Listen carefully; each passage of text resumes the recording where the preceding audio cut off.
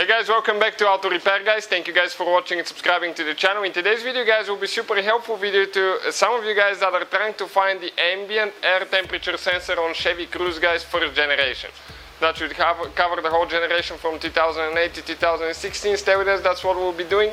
In the meantime guys, quick introduction, we have more than 200 videos on this car and every car we get at the shop, because our mission is to save you guys as much money as we can.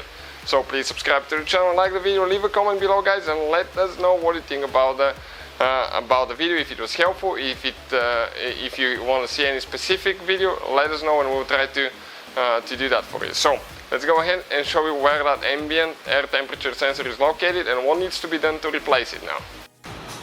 So in order to get to the ambient air temperature sensor guys, this is the one that the computer reads how hot it's outside.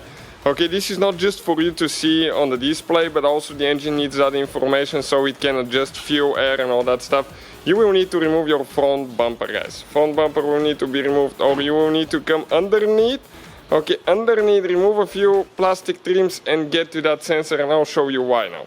Practically it's possible to do it without the bumper removal, but we removed it so we can show you where things are located. If you want to see the video how to remove it, it's on the channel guys, please check it out.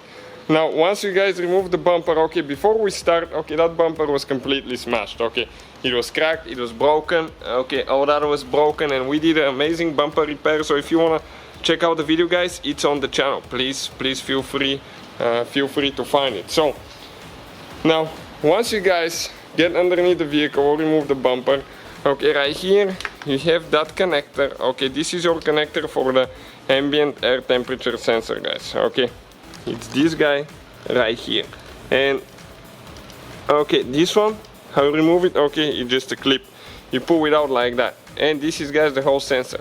After that, okay, you have one connector here or one there, depending how you order it. Now most of the times they will come without without a long connector, so okay, that gray piece you need to pull it back, then you push down and disconnect the sensor. It is that little guy that causes that trouble. So that's how you guys remove it. Practically you can do it from underneath if you know where it's located. Hopefully guys the video will be helpful. Please guys hit that subscribe button for more videos, and see you guys next time.